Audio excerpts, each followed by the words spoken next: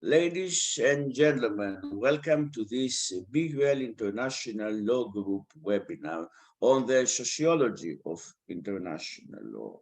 International law is very much interdisciplinary, as you may know. In the past here in the realms of the group, we held an event on the psychology of international law, and this event is meant to couple also the expansion of international law in the field of social sciences. Together with us, we have a very distinguished panel, which I'm going to introduce step by step. The first speaker is Professor Moshe Hirsch from the Hebrew University of Jerusalem. Moshe, which is one of the fathers, maybe I call, one of the main people who instigated the whole writings in the field of sociology of international law. He has written a relevant book, and he has written quite a lot of pieces in the field. And along these lines, we look forward, Professor Hirsch, to hear your presentation. The floor is yours, or as we say now in the virtual era, the microphone is yours. Thank you very much. First thing, thank you very much, Solon, and for the other organizers who have invited me. And I must apologize in advance that I would have to leave 30 minutes from now. Let me share my screen, please. Just a second. Okay, so I will talk briefly about sociological analysis of the approach undertaken by investment tribunals towards human rights treaties. And let me start with very few introductory remarks with regard to international investment law for those of you who are not familiar with this quite special field of international law. So first, with regard to treaties, unlike many other branches of international law, this branch of international law, it is not controlled by one treaty or one set of treaties. Here, we rather have over 3,000 bilateral investment treaties and regional treaties. But no worry, actually, we have thousands of investment treaties, but they are quite similar. I mean that in most of them, you can find very similar provisions. The second distinctive feature is about the tribunals. And again, we don't have here permanent tribunals. We have actually ad hoc tribunals, and it means that the composition or the arbitrators, they change from one case to another.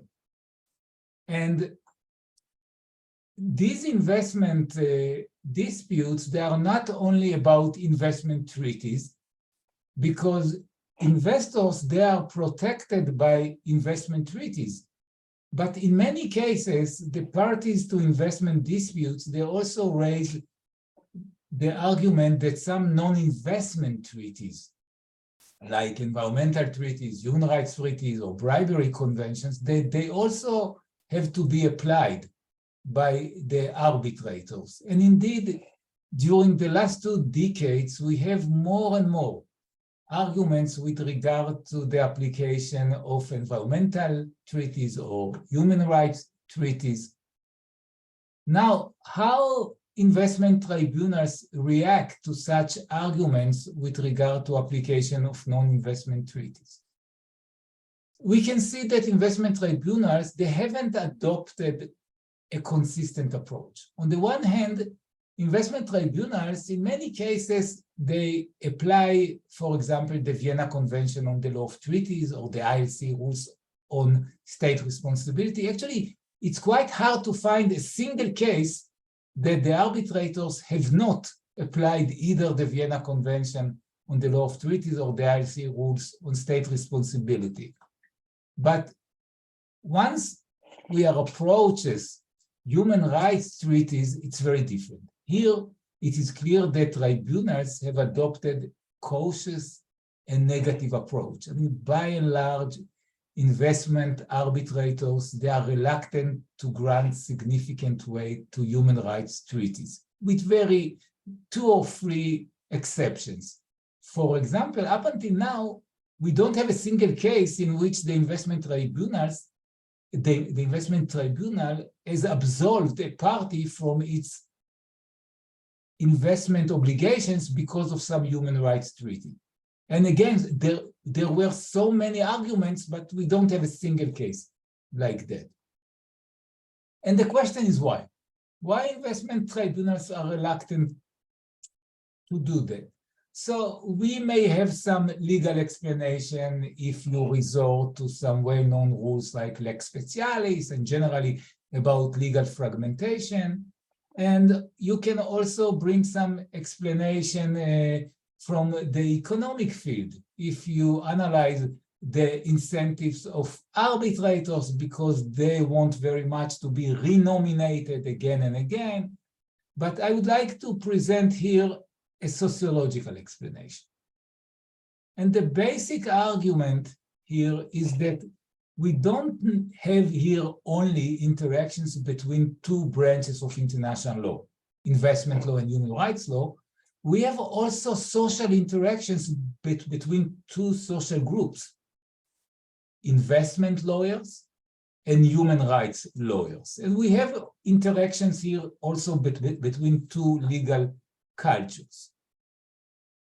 And here I would like to emphasize that we have to examine first the socio-cultural features of the two communities, and I will do it very soon. And we have also to explore the type of interactions characterizing the interactions between the two communities. I mean, sometimes we have two very different communities, but one group adores the other. Sometimes one hates the other, yeah? But it is also important, the type of interactions. So let's start with the investment arbitration community very briefly. This community is composed of mainly lawyers, arbitrators, and scholars, all of them specializing in international investment law. And it has become out that we are talking about quite close-knit community. They share some basic norms with regard to the obligations of investment arbitrators. They have quite a lot of social interactions. They meet quite a lot in professional conferences. They have their own rituals, not only rituals of the arbitral hearings, but also they grant annual awards, prizes, and so on. And within this community of investment arbitrators and lawyers, we can see that there are two sub-legal cultures. I mean, the members of this community, they have been socialized mainly either to the commercial law legal culture or to the public legal culture. And we can see the differences or the different mindsets that prevail in these two communities if you compare their approach with regard to relationships between the two parties. We have states and foreign investors. For example, most people who have been socialized to the commercial law culture, they believe that the most important principle here is equality of arms. That notwithstanding the fact that we have sovereign state and foreign investors, we have to talk about equality, and it's very important. We have two parties to investment arbitration, or I would say two arbitral proceedings. And those who have been socialized to the public law culture, they believe that, of course, we don't have just two parties. On the one hand, we have sovereign state representing the public interest, and it is important to grant some deference to the sovereign state. It is justified to have something like margin of appreciation in favor of the host state. And it is important to emphasize here that although we have two sub-legal cultures, the present-day investment arbitration community is dominated clearly by the commercial arbitration paradigm. much more than the public one. So getting back to my question, why investment tribunals are generally reluctant to grant significant weight to human rights treaties? And I would like to very briefly present here two variables: socio-cultural distance and normative distance. When I say socio-cultural distance, I refer to the question whether we are talking about similar or very different communities. And we refer here also to the type of interactions characterizing the relationships between these two communities. And this term, normative distance, it refers to the inclination of adjudicators in one sphere to accept or to reject legal principles that have been developed in the other branch of international law. And the more specific argument here that the socio-cultural distance between the two social groups affects the inclination of adjudicators in one field to accept or reject rules developed in the other community. And let's try to assess the socio-cultural distance between the two communities. First, it is clear that the members of these two communities, they pursue very different career paths. Human rights lawyers, by and large, they work in NGOs, governmental ministries, in the academia, and investment lawyers, most of them, they work in major commercial law firms. It means that they have pursued very different socialization processes. Most members of the investment arbitration communities, they tend to adopt the market economy ideology, or you may say capitalist ideology. We are talking about here the freedom of movement of capital, while most human rights lawyers, they tend to adopt universal values, and they believe that, of course, human rights values, they have some superiority over other principles in other branches of international law. There is a sense of moral superiority. We are in the human rights field, we have some superiority morally over some principles of international economic law, for example. Yeah. And with regard to links with social movements, most human rights lawyers, they are linked to some social movements. They are quite proud to say, I'm not only human rights lawyer, I'm human rights activist. Yeah. And when we check it with regard to investment lawyers and arbitrators, it is just their nightmare. I mean, they are very anxious to maintain professional and neutral position. Yeah. I'm not linked with any ideological controversy. And of course, I'm not a member of any social movement. These two communities, they've also developed very different legal cultures. And if we can think just a second about that, we can see that these two fields of international law, investment law and human rights law, in both cases, we face asymmetric relations. I mean, within human rights law, we are talking about individuals and governments or sovereign states, and international investment law, we are talking about, again, sovereign state and individuals or commercial firms. But in the field of human rights law, in order to protect the weaker parties, this field of international law has established quite impressive list of rights and freedoms to protect the weaker parties. In international investment law, it's very different. Here, in order to protect the weaker parties, foreign investors, arbitrators almost always are focused on private law aspects of investment relations. The most important things here, in most cases, are contractual provisions or unilateral promises. Yeah, these are the most important things. And you can see from what I've said up until now, very briefly, that actually that the considerable socio-cultural distance between these two branches of international law, or you may say, why investment arbitrators largely are reluctant to apply human rights law, the answer here, or one of the main answers, because of the considerable socio-cultural distance between these two communities. Yeah, and I must say that, of course, this is the sociological explanation, but other alternative explanations, they are also valid. Thank you very much. I'll stop here. Thank you very much, Professor Hirsch, for the very much eloquent introduction and elucidation of these issues to the field.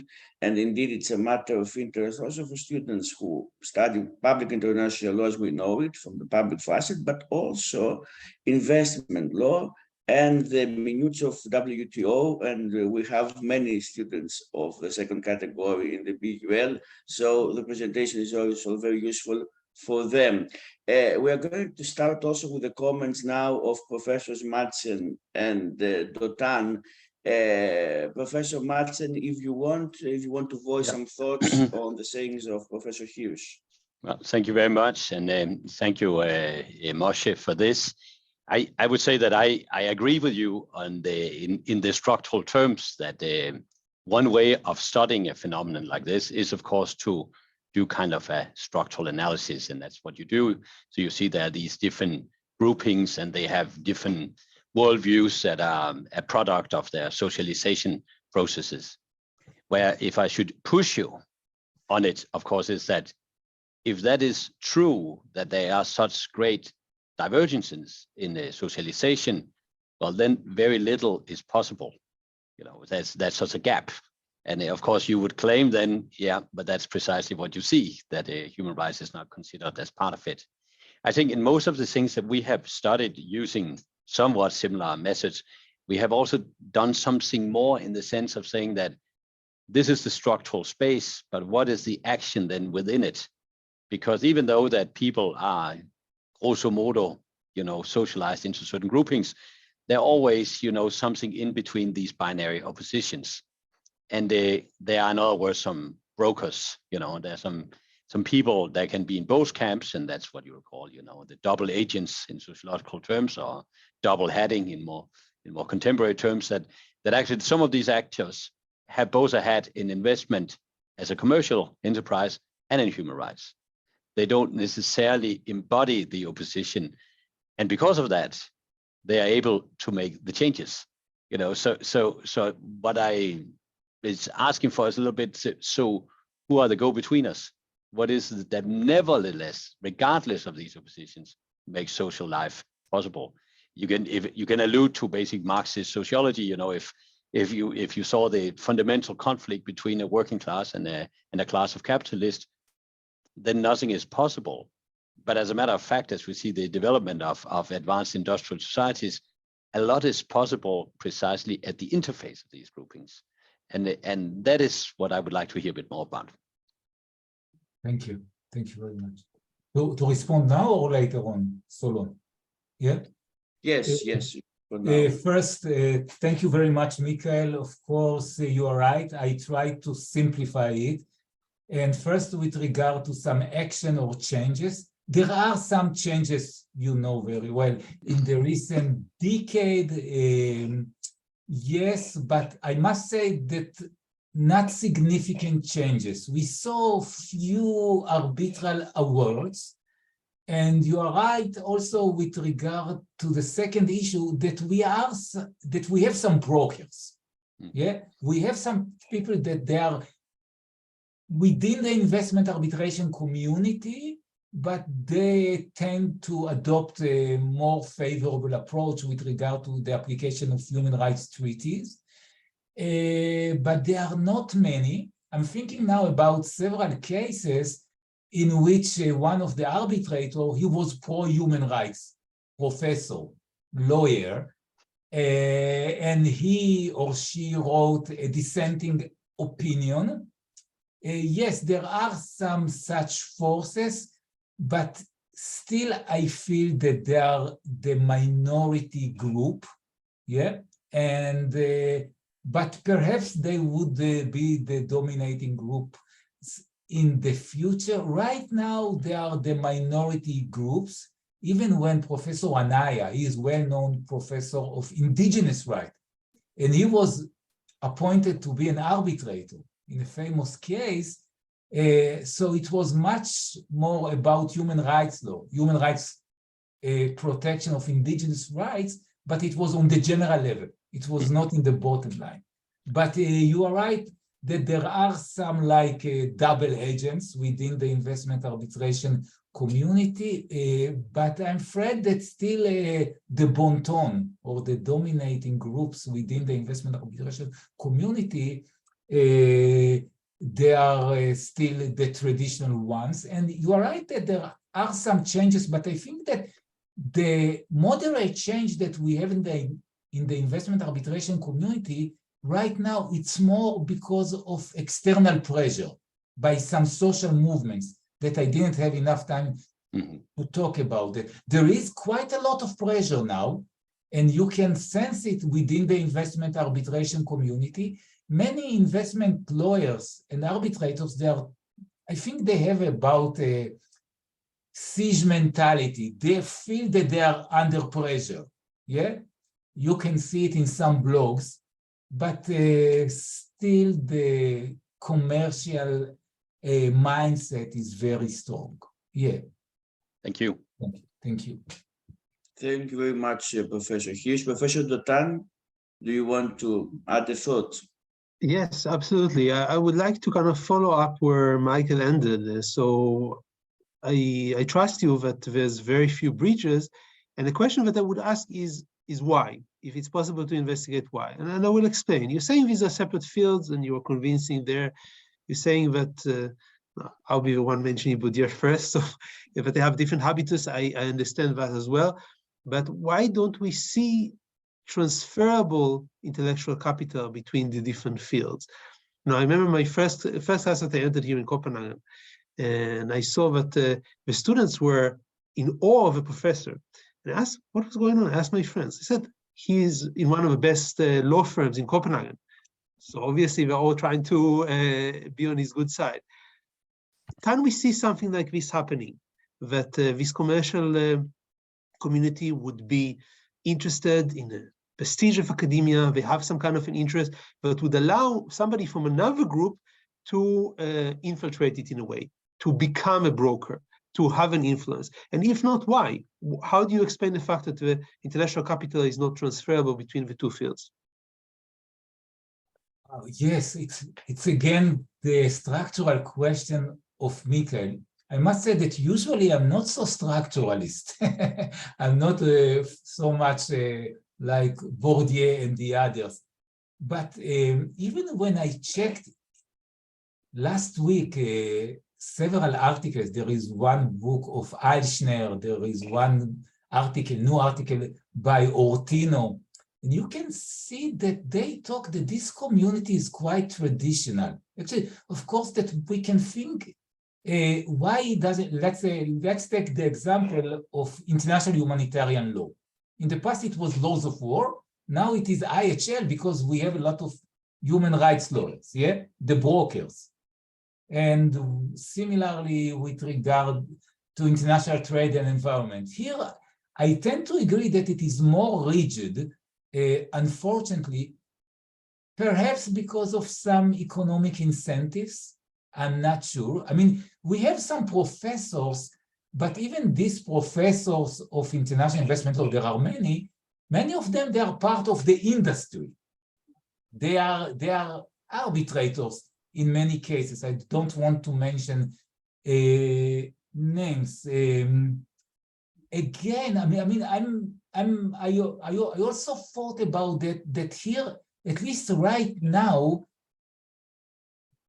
experts who are in favor of applying human rights treaties, they are quite on the margins on the investment community.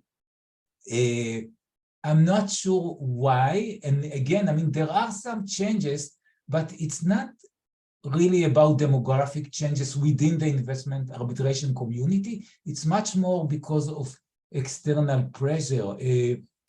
Why it is quite traditional or unflexible community? Well, I don't have a clear answer. I mean, but I can sense it. Even when I went to some international conferences with many investment lawyers and arbitrators, my position, and even just raising this issue of human rights lawyers, you can see on their faces, many of them don't like it. They have some aversion. I mean, we are in the business, we are in the industry, and you are, you know, academic professors. Yeah, it's good. It's good. I don't have a clear answer, but it's very clear that in this field, I think the best explanation is still structural, but there may well be some changes. Perhaps from investment treaties, there are some changes. Yeah. But yeah, that's it. Professor Hirsch, actually to say, first of all, to the audience that they can also pose their questions in written in the Q&A section here in the Zoom. My thought would be whether you think that in essence, when you mentioned many times an interesting thought and comment you made about professors sitting also as arbitrators, and maybe it's the professors who relate more to the human rights aspects. And about a month ago, we hosted in the BUL Emerging Law Voices interview series Robert Volterra, who is a leading international lawyer here in London. And in essence, he told in public, and he has appeared many times before the International Court of Justice, that the approach of professors is different vis-a-vis the approach of practitioners. So my question is, do you think that when we're talking about the sociology of international law and the clash maybe between two different worlds as you described, meaning the investment lawyers and the public international law people, maybe do you think that there is a clash inside also the investment law world between the pure practitioners and also the professors / practitioners? Yes, you are right. I mean, there are two subgroups, two subcultures within the investment arbitration community. And you are right that professors, they somehow think differently. Even I'm thinking now about some professors that they are quite often arbitrators. They are more open to the application of human rights treaties. Yeah, they are more open, and you are right that when you talk with practitioners, and yeah, and I've talked with quite many of them, I could sense that the moment that I raised this question, they become a bit more reluctant. That's the moment that I raised this question. So what about the application of human rights treaties? So the first question is why? Why should we apply? Yeah, I mean, many of them feel some aversion, yeah, to this idea. And you are right that professors or people from the academia within the investment arbitration community, they are more open. They are more open to apply to some extent to apply human rights treaties. Yeah, but again, my sense that the investment arbitration community is heavily dominated right now. There are some brokers, Mikael and Shai, they're right. There are some brokers, yeah, but it is still dominated by experts that mainly work in the major commercial law firms, and they set the tone in most cases. Yeah. Professors Madsen and Dotan, if you want to follow up with something, please feel free to take the preponderance. Otherwise, I also have a follow-up question in the sense that we have in the audience also Jean-Pierre Gauci, who is a major fellow in the British Institute of International and Comparative Law here in London, one of the major think tanks in the field of public international law and comparative law. And my question is, Professor Hirsch, what do you think in the tension that you described correctly between the two worlds?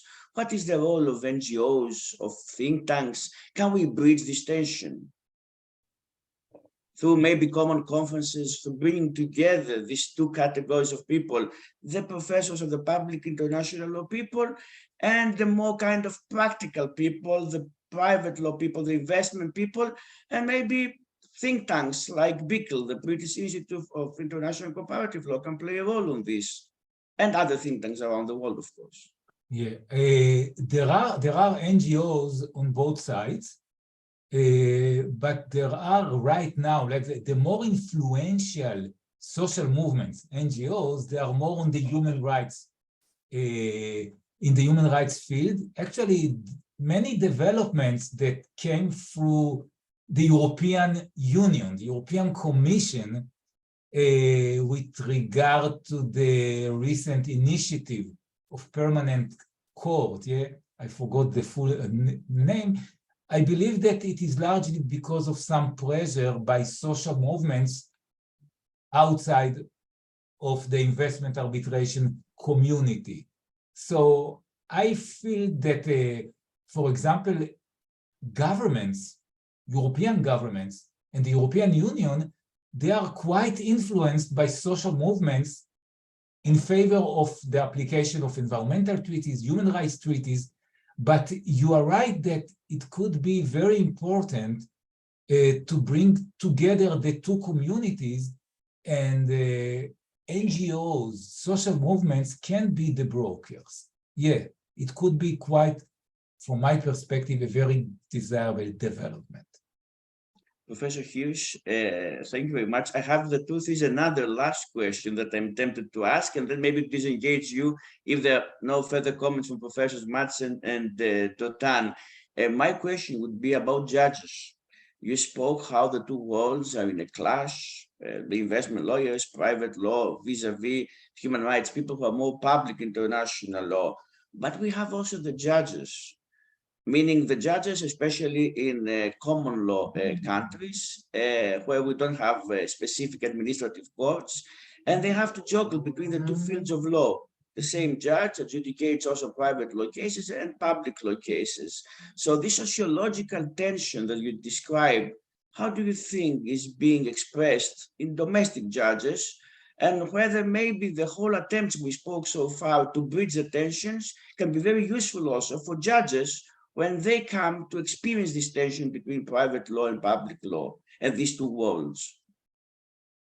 Yes, it's a good question. I believe that judges, because they function in permanent courts, that they have been socialized largely, most of them, to some kind of public law paradigm. Even when they work in the sphere of commercial disputes, the government, the state, the public interest is very important for them. And if you are socialized in major law commercial firms, and you are in the sphere of arbitration, and arbitration, it's not like courts. In arbitration, we have two parties, and the public interest is quite backgrounded. It's really relegated to the background. In arbitration proceedings, you have two parties, the foreign investor and representative of the government. And there is an inclination to have an equality of arms. We don't see local communities in investment arbitration, hardly. We see the contract and the two parties, that's it, yeah? And because of that, I think judges in permanent courts, they are more likely to apply public law than investment commercial arbitrators, yeah? But again, it's a matter of inclination. We saw several cases that investment arbitrators were ready to apply to some degree human rights treaties, but we couldn't see it in the bottom line up until now. Thank you very much, Professor Hirsch. And with this also to thank you in general, because we know that you have another obligation, you have to disengage in a few minutes. And with this, we continue our event with Professor Madsen. Professor Madsen, who is a professor in the University of Copenhagen and head of ICORDS, the well-known Center of Excellence for Courts. And he has also been a visiting professor, external professor in universities like Sciences Po and the University of Robert Schuman in Strasbourg, University of Strasbourg. And along these lines, Professor Madsen, we are ready to listen to your approach to the field that we are discussing today. Thank you very much, Solon. I do have a little experience with the sociology of law and in the context of international law, and I'm very happy to share that. So first, if you think about to use sociology to explain international law and society seems a very obvious choice, because what we're dealing with are norms, institutions, social spaces, as we just heard, power structures, networks, social movements, and a lot of other elements that are quite common to any sociological analysis. And if we look back in history, we also find that actually one of the first major international judges, Max Huber, who sat at the Permanent Court of International Justice as the second president, he pioneered the use of sociology in the studies of international law while he was a law professor before being appointed to the international bench. And it's interesting about him because he wrote at the precise moment in time in the beginning of the 20th century in which the founding fathers of sociology were providing what were at the time a radical set of tools for understanding law and legal institutions in society. We also noticed, though, that while early sociologists shared an interest in the place of law and the formation of modern society, international law and international courts were of very little relevance to their objects of study. For them, international law was too fuzzy a social phenomenon or too politicized to warrant a serious sociological engagement. Basically, for sociologists 100 years ago, international society was more of a political claim than an empirical social reality.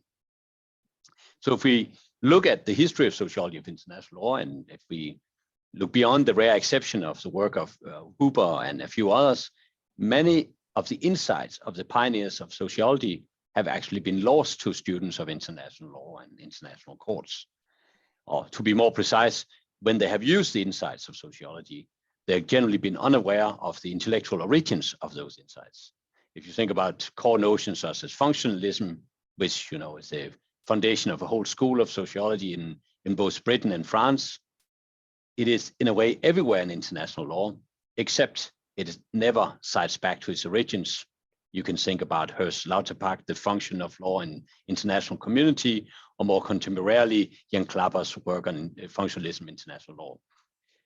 So what I would claim is actually only over the past roughly 2 decades, maybe 3, that we find a sustained sociological engagement with international law and courts. There was some very important work done in the early 90s by scholars such as Yves de Soleil and Brian Gass on international commercial arbitration. Then later on, there was a wave of sociological studies of European law, which to this day is very active and influential. The advent of international criminal law also triggered quite a bit of interest. And similarly, sociologists have also increasingly started exploring how human rights were important institutions of contemporary society. As you might know, I was myself part of the first wave of sociology of European law and also made contribution to the early sociology of human rights. Since then, my focus has been on international courts and international law more generally, and that's a bit more the context for this. But as I see the contemporary situation of sociology of human rights, it basically comes in 2 forms. It comes in a light version where lawyers add some contextual dimensions to legal analysis. And this makes sociology in this version sort of an auxiliary approach to an otherwise dominant legal approach. A lot of this work then self-identifies as social legal studies or law and context. So it employs various forms of sociology and most often some kind of functionalistic thinking, but it is an add-on to what remains mostly a legal analysis. The second version of the sociology of law is a more deeply sociological one. And here we find attempts at actually understanding law as social institutions and social structures following distinct sociological logics. Methodologically, we also find this camp far more extensive approaches, both in the qualitative and the quantitative realms. So the distinction I'm advocating is similar to the one we find in general debates in sociology of law between what some people call social legal studies and then the sociology of law. This distinction has also something to do with training, as the latter form requires an understanding of what is basically the craft of sociology, which is an ability to use what's sometimes referred to as the sociological imagination and its associated methods. This is something that cannot just be acquired by attending a 2-week summer school or reading a book on interview methods. It is, to use the concept of Bourdieu that Shai alluded to, is a habitus. So this deeper sociological engagement also differs in a number of ways from social legal studies. And I would argue here today that most fundamentally, the difference is in the construction of the object of inquiry. Should study, say, an international court simply by following the legal delineation of that institution, or should we attempt at something more sociological in the conception of the institution?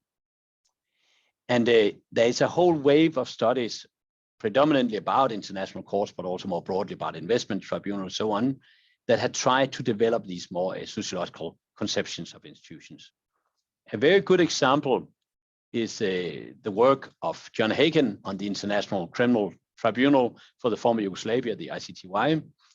And this study is, in my view, illustrative and unambiguously sociological take on institutions, indeed sort of a distinct sociological institutionalism of international courts, which uses both Bourdieu's insights and others.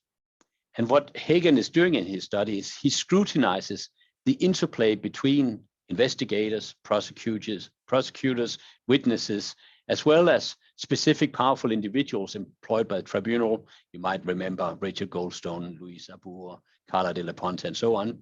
And all this in a complex analysis of the making of humanitarian and international criminal law, and how this law eventually gains a force of law with a reference to the Bourdieuian concept of the legal field.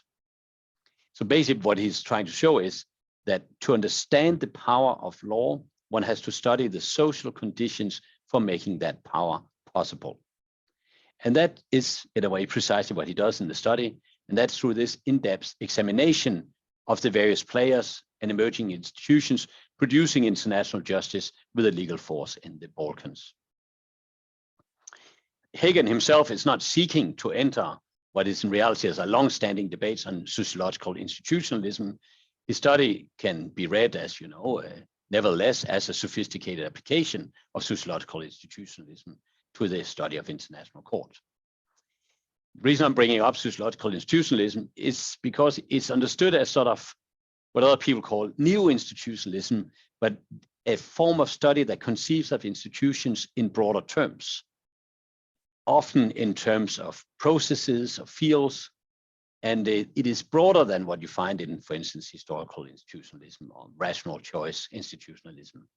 Moreover, it generally emphasizes the interplay of the formal and informal sides to institution by highlighting, for example, relationships, routines, and other frames of meaning, as you'll put it. So in Hagen's study and many others, including my own studies, we find a broadening of the field of inquiry of courts, which illustrate more generally an aim found in many sociological studies of international courts and law.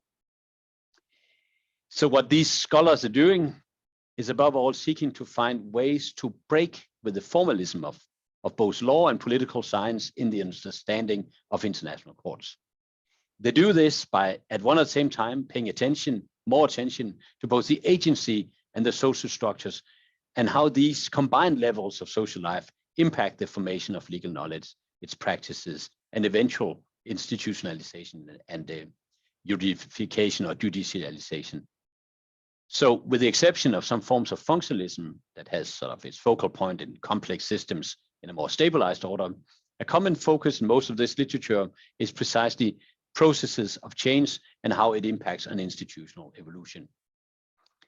So the overriding question of many sociological studies of international courts is therefore to explain change at the level of international courts and global society. The response to this is anything but unified, and it involves practically all the many sociological toolkits available, from Weber and Marx to contemporary sociology such as Bourdieu, Latour, and many others. But an important contribution of these studies of international courts is in many ways at the level of methodology and even more precisely epistemology. So instead of taking the notion of institutions for granted as merely a legal political phenomenon which more or less delineates itself, sociologists are then in search of ways of exploring institutions as social institutions, be it as field or otherwise. So they are in search of finding what I would call tangible empirical objects for making institutions intelligible as a sociological phenomenon, without leaving out the law and the politics of the processes. So in very simple terms, if the dominant nexus for understanding international courts has been law and politics, most sociological studies are highly evocative of how international courts can be studied using a different nexus consisting of law, politics, and society. So it's precisely in a way by this turn to what can be called a political sociology of international courts that they provide what to some are radically different readings of international courts, where agents and their collective rituals, it could be their festskrift or the semi-scholarly writings of judges in terms of what Weber called Professorenrecht, but these might be decisive micro-institutional practices for the successful development of an international court when analyzed with respect to the macroevolution of a given social sphere. And this has real implications for the study of international courts as a very fundamental category, that is, a court is subject to scrutiny and redefinition. So in other words, rather than uncritically taking a starting point in the pre-existing legal circumscriptions of international courts, sociologists suggest then that a critical stage in the analysis of the international courts is to find the actual social spaces in which different international courts exist, and as a set of different and specific social practices. Of course, closely linked to these observations on this broader sociological notion of institutions is the question of agency. That is, who besides judges constitute the agency of international courts? Again, with the exception of system theory and its various variations, the literature seems to be quite consequentially to combine analysis of social movements and transnational leads with an examination of the usual suspects of international courts, such as the judges, agents of states, and so on. These points could be illustrated further by discussing, for example, the questions of legitimacy, which in sociology quickly becomes a question about legitimation and ultimately authority. But I think I'm out of time, so you can read our books on the International Court Authority if you have that interest. So thank you. Thank you very much, Professor Madsen, for this eloquent presentation. Before I go to my thoughts, Professor Dotan, if you want to voice your comments on the presentation of Professor Madsen. Yes, certainly. I'm also a member of ICORS and a student of the sociology school that Mikael has here.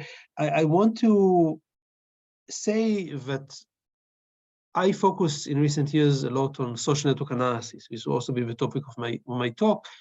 And I want to just highlight some similarities and maybe differences between the fields. Both the idea of a sociology that Mikael speaks about and social network analysis has an understanding that both the structure of a social field and the agency are important. And they both use different mechanisms to try to explain social behavior. The reason I think that I usually use social network analysis is because I know that scientifically it is able to predict actions, even very banal actions, with incredible accuracy. So if you check epidemiological studies, if you check not studies, but what governments are using social network for, I recommend, for example, the movie Snowdown, where you can see how the CIA, the NSA are predicting terrorist attacks with accuracy using information from millions of people. We can predict voting patterns, and Cambridge Analytica has used that to manipulate elections all over the world. I'm obviously not able to use this tool with accuracy, but I can say there are people who are using the same concepts, the same methods, just with data and accuracy that can use this to predict. I think that the sociological studies that Mikael mentioned, at least the ones that I know of, are a very good explanation. They are very eloquent, but I'm not sure that they're able to predict, even with the best possible data, at this level of accuracy. And this is what I would like to ask about. Thank you, Shai. Well, it is true that I would see it as two different objectives, because interpretive sociology, starting with Max Weber, is not necessarily interested in prediction. It's interested in making the world intelligible. It's a German word, verstehen. And so the goal is not prediction. And it would probably claim, and I would certainly support it in that claim, that the groundbreaking advances found in network analysis to a very, very large extent builds on insights of interpretive sociology. So we're dealing with something that's perhaps a bit more at the very basic science level, really asking the biggest question you can: how do you make a society intelligible? When you have ideas about how you can do that, about how interactions influence and so on, which is basically how you use network analysis, then that is used in a more applied sense for predictive purposes. So I don't see it as a clash. I'd rather see it as two different scientific objectives. And it's true that the interpretive sociology of law would tend to have a far greater historical interest and evolutionary interest. And that's one of those things that are hard to predict: evolution. Thank you. The whole question of Professor Dotan reminds me of my quest regarding psychology and international law, when in essence I'm writing about the civil mental harm warfare, and then the psychologists and psychiatrists come and speak about prediction and the impossibility of predicting the actual trauma and harm that is going to be incurred in every civilian. So, but of course, as Professor Madsen said, also law doesn't look always at the case of prediction, because in the laws of war also we have the foreseeable military advantage and the foreseeable harm that is going to be incurred. So it's a different system sometimes between prediction and the actual incurrence of the actual harm, of the actual happening on the ground when it comes to international courts. Professor Madsen, my question would be a twofold question. The first part will refer to the junction between maybe sociological approach and gender studies. For example, you spoke about the issue of the sociological view when it comes to the composition of international courts. And we know that there are scholars that have written about the misrepresentation or underrepresentation of women in the international benches. How much can the sociology of international law contribute to this debate? This is the first part of the question. And the second part, or actually second question, is in essence when we're speaking about the different sociological environments and the frameworks of international courts, should we look also in the bodies, to the bodies that have created these courts? Meaning we have the International Criminal Tribunal for the former Yugoslavia or for Rwanda being created by the UN Security Council in just a position maybe to the International Court of Justice or the International Criminal Court, which have been created through different processes. How much these processes are important to the function of the courts themselves? So, so the first question about in the interface for gender, of course, what the sociology of international courts already has done is, of course, to document these discrepancies. And what it has not done yet, in my view, is to figure out the implications of these discrepancies. They're, of course, very difficult, and it becomes somewhat counterfactual, because actually in most international courts have been very, very few women. And it's only in recent years that you see some kind of leveling of the field, but it's still very far from that. So I think there's a lot to be said there, and it links to a much broader question about representation and legitimacy and legal outcome. And there is a lot of work to be done there, and it's where the psychology of international law certainly is very welcome, because we actually know very little. You know, there's a lot of assumptions, but as empirical phenomenon, we know surprisingly little, I would say, about this. It's completely understudied. So that's very welcome. About the other question, I would agree that in some instances, it's very important to consider the broader regimes of institutions, while in other instances, it's not as relevant. There are a number of international courts of the world today where, you know, that the regime under which they operate is absolutely consequential to the operation. While in other institutions, for instance, the European Court of Human Rights, the court operates to a very large extent as its own within the Council of Europe, but it's the dominant institution in the Council of Europe. Of course, it has some bureaucratic linkages, and there's some instance about enforcement. The ministerial level comes in, but the court operates very much on its own. So in a way, it's an empirical question, and you have to be open to this, where the power actually is, and that, from the studies we have done, is very different from institution to institution. Thank you. And do you think also sometimes also the historical circumstances play a role in the formation of the International Court? Meaning we have the extraordinary chambers for Cambodia.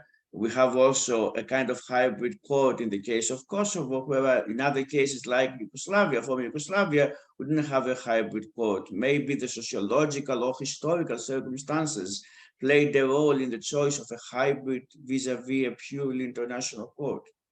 Oh, without a shadow of doubt, because these courts you mentioned, you know, are part of a longer, whatever you'll call it, chain novel of international courts. You know, they do build on something.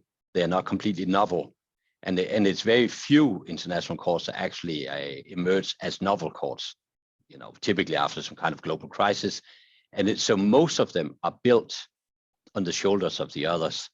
And therefore, you also see this evolution in institutional formats and a learning curve about what works and how can you do it basically more cheaply, as you see some of these tribunals. Professor Madsen, thank you very much for your presentation. We're going to continue the event with Professor Dotan. Now in his presentation, Professor Dotan is an associate professor again at the University of Copenhagen, and he is also the Jean Monnet Chair in EU Law and Politics, and he has a PhD and all the LLM, the LLB, all his degrees from the Tel Aviv University in Israel. And before coming to Copenhagen, he was a postdoc fellow in the University of Chicago, among others.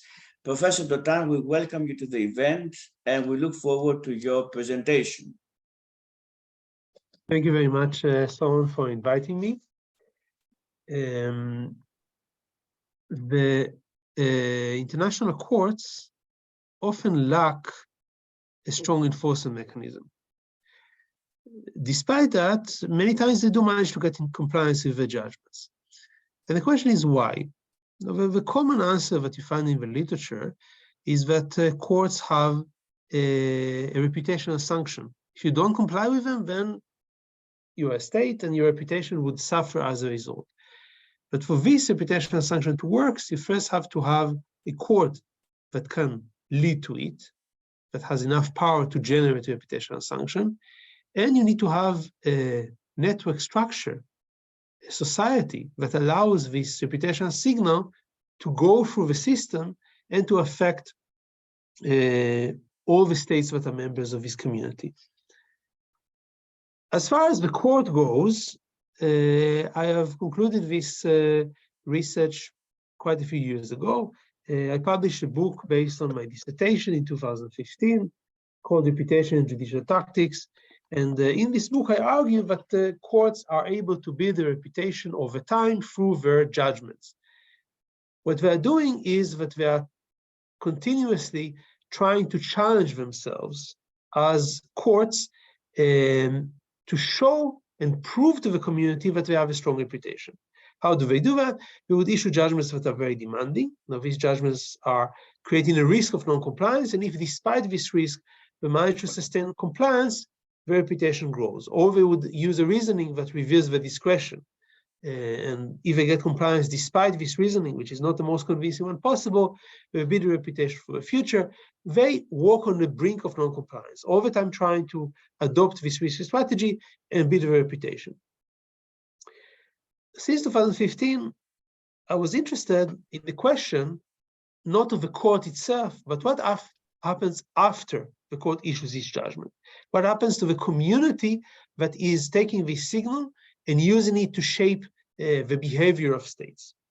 And the remainder of this lecture will focus on three elements of this investigation. The first is, how do networks guarantee the rapid flow of information towards the entire community? If information doesn't flow rapidly, the signal is not sent, and states don't have a real incentive to comply because there's no reputational sanction. The second element is, how can the network guarantee accurate information? If information gets corrupted and creates falsehoods, again, reputational signals don't work because nobody can trust the signals. And finally, I will speak a little bit about what courts can do in order to improve the structure of a network in which they find themselves through the actions. Let's start with the question of spreading information quickly. The traditional example of an international court, the International Court of Justice, is a unique case of a social structure because most of the people that engage with the court, that shape the court, are part of a very exclusive core. They studied at the same places, the judges, the returning litigants, they know each other very well. They have the same social capital that was created through their studies and their litigation. And the people that we know, they don't engage so much with what you can call the periphery. So a lot of people actually are affected by these judgments. They teach about it in academia, they study in front of national courts, but they don't really have an interaction with the core. In this kind of network, information doesn't flow so well. In contrast, let's look at the social network that surrounds the European Court of Human Rights. Now, this is a court that I studied empirically, both quantitatively and qualitatively, in order to try to understand what are the organizations that surround the court.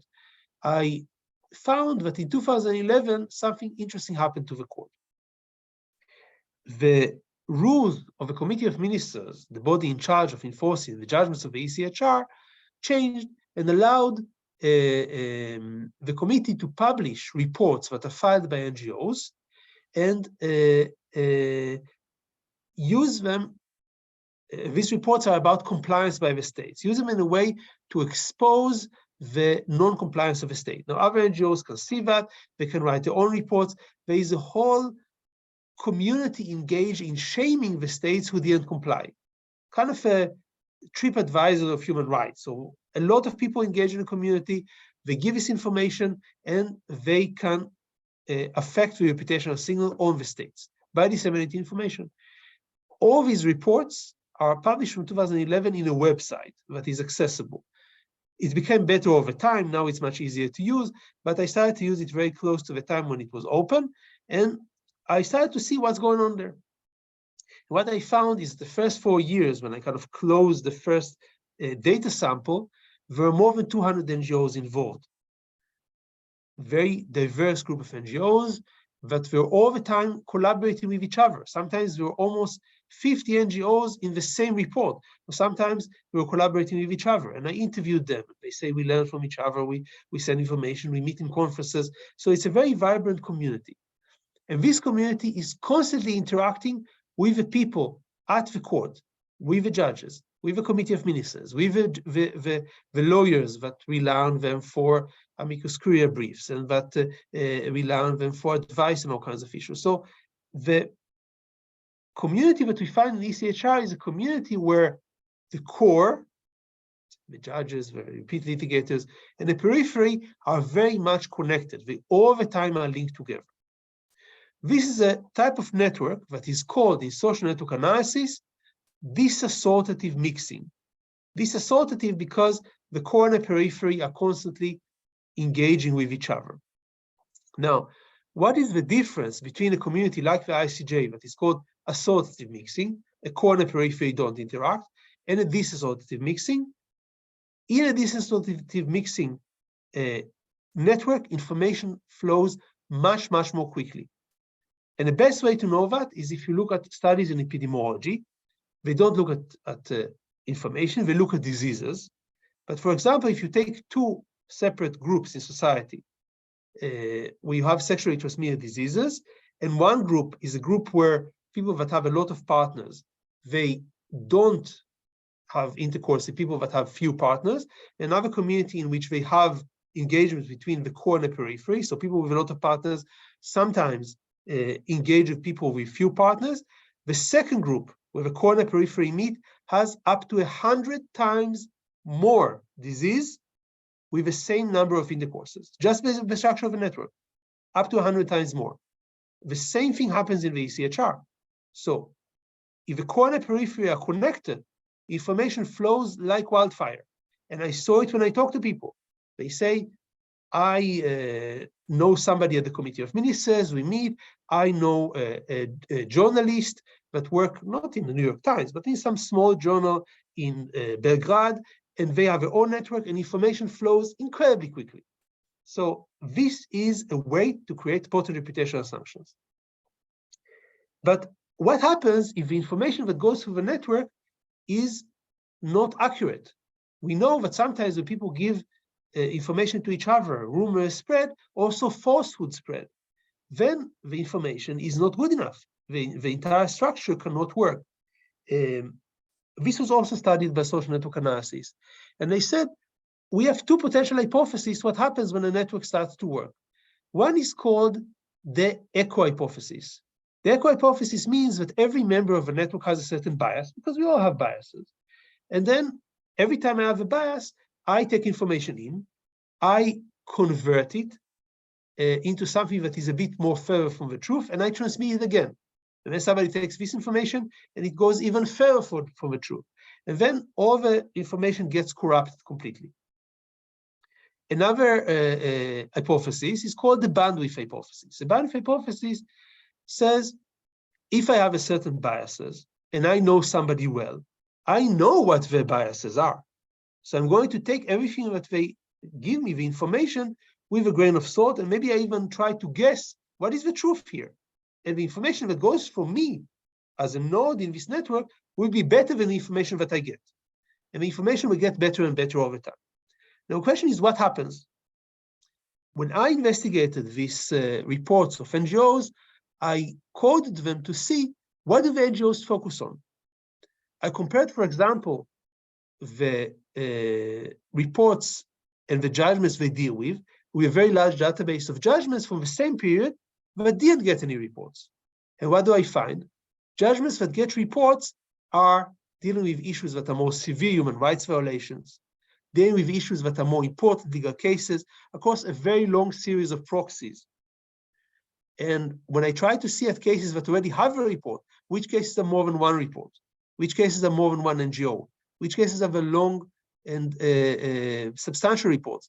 Again, the cases that NGOs focus on are the cases that matter legally and in terms of human rights.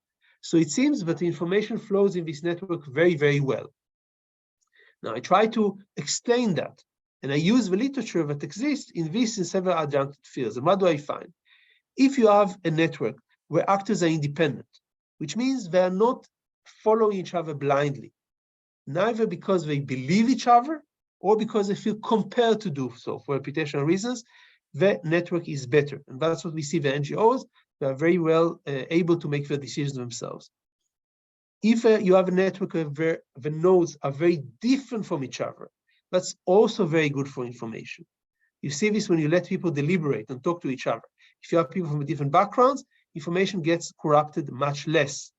And again, you see NGOs that are big and small, people from different countries, different cultures, different education. Some didn't even go to law school. Some are incredible lawyers on a top international level, and they process information well. And finally, another factor that was also studied by the deliberations of people, if I come to deliberation and I say, I'm Shai Dotan, I'm a lawyer, I'm an associate professor in a European country. Immediately people know how to take this information and process it well.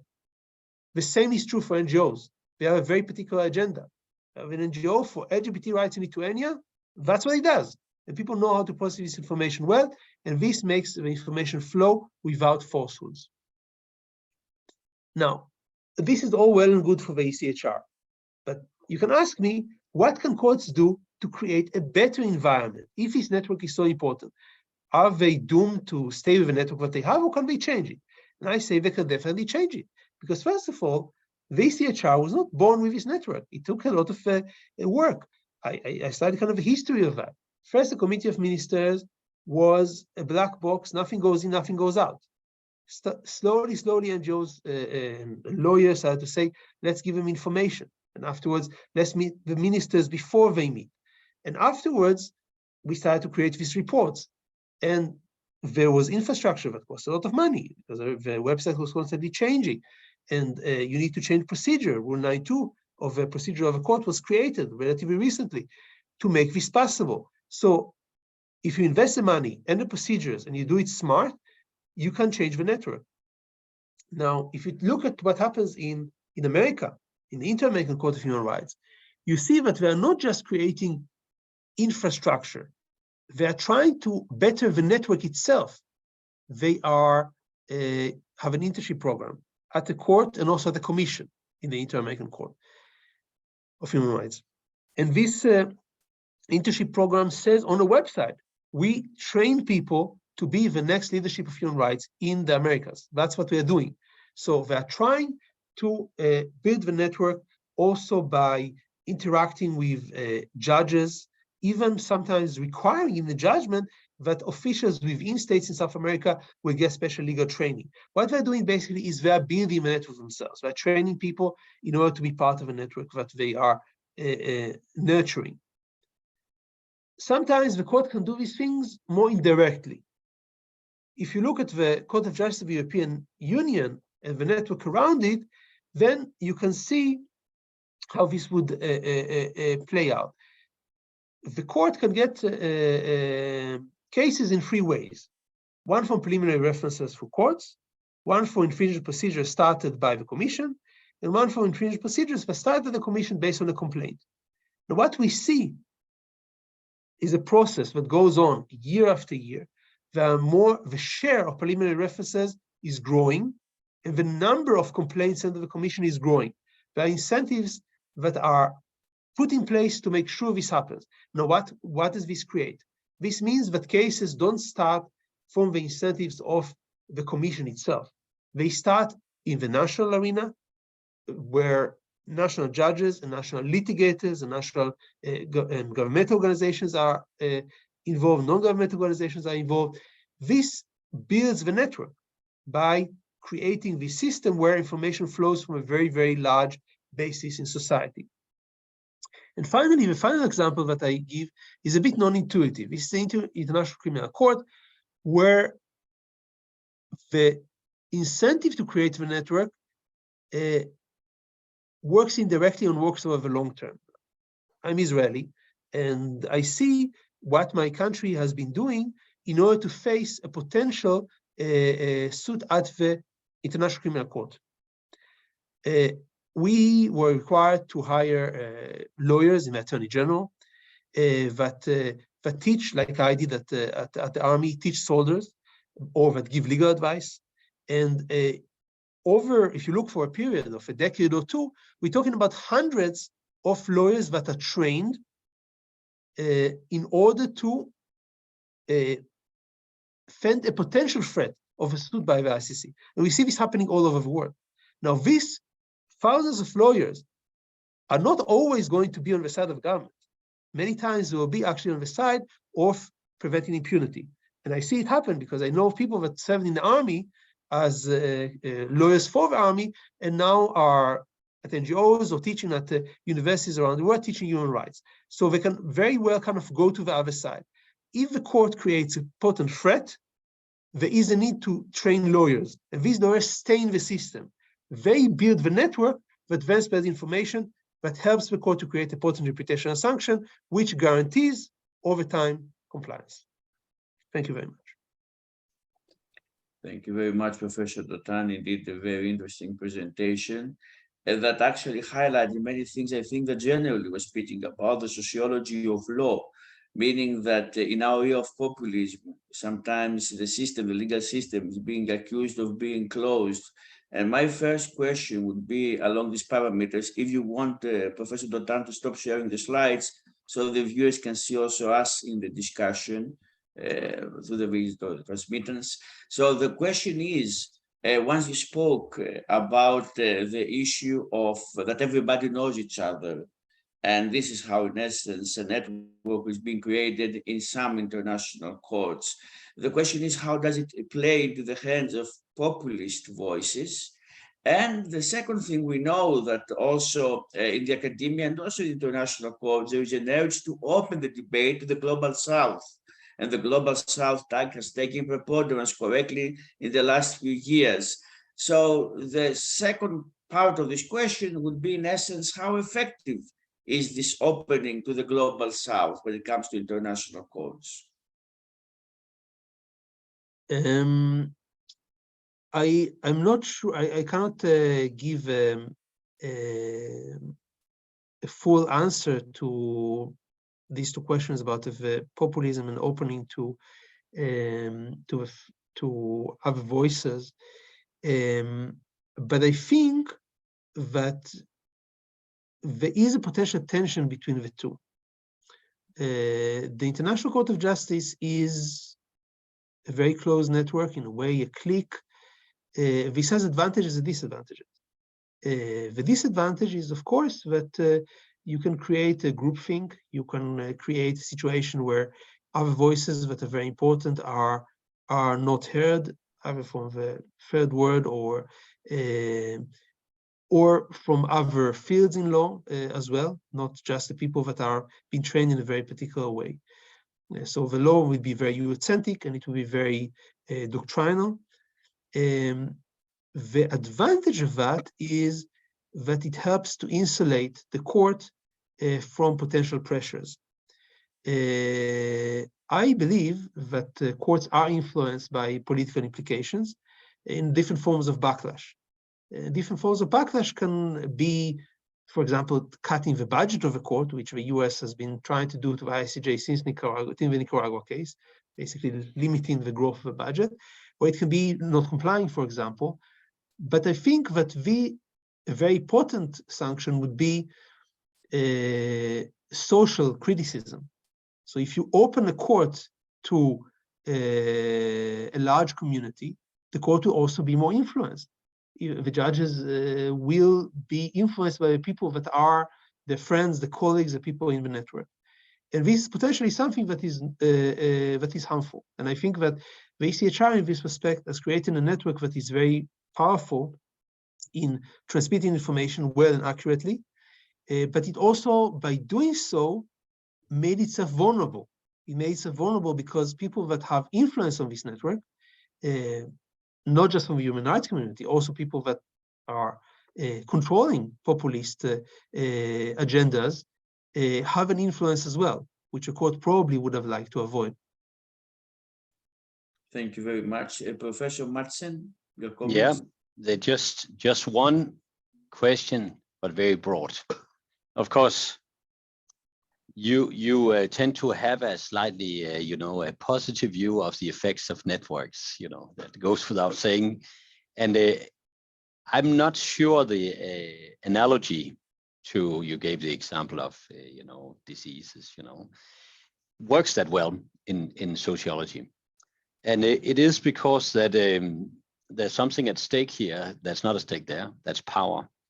And in a way, you can make all the networks in the world to tell Putin to stop the war in Ukraine, and he might still continue. So there's a variable in this that the network does not account for in its pure form. And you could also ask the question vis-a-vis you use it in some of your writings in Strasbourg, the European Convention system. Is there a higher compliance rate following the advanced networking of these actors? I'm not so sure. I think I'm not sure I can see that. So if that network effect was that great, you would see a change in compliance rates at the court. It's a very complex matter to assess empirically, but there's not that much indication that that's the case. So in other words, there's no doubt that information networking and so on is the best tool available to many of these actors to fight for compliance, and that's precisely what they do, as you show, and they have even done more since you did your studies, you know. But there's still no guarantee that it has that effect, because there are other forces at play, and put it differently, there are other networks at play, you know, involving very powerful, politically speaking, actors. So I think there's an element in the story that is that's brushed over too fast, and that's power, and that's of course the core of sociology, since that's the subject here. Yeah, absolutely. I think that the network structure is very important for understanding the way information flows.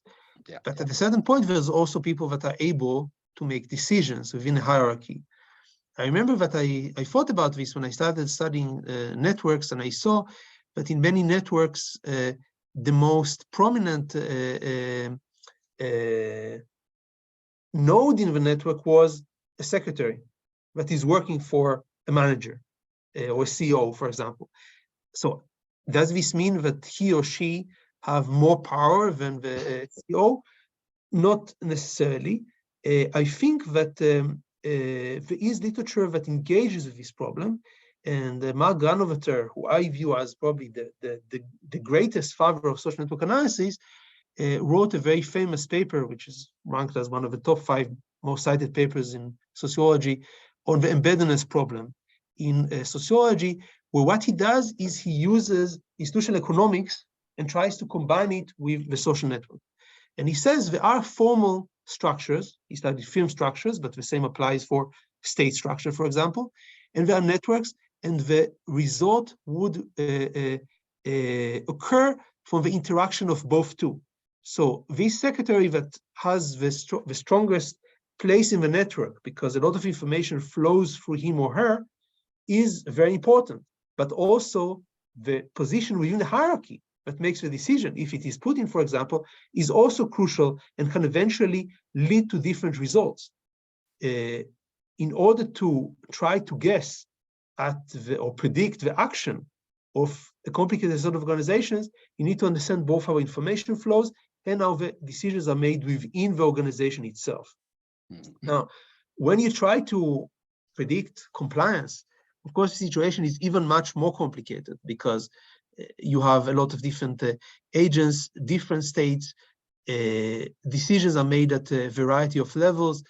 To actually use this tool to predict actions, I think would be close to impossible, or at least I don't know of a good way to do that.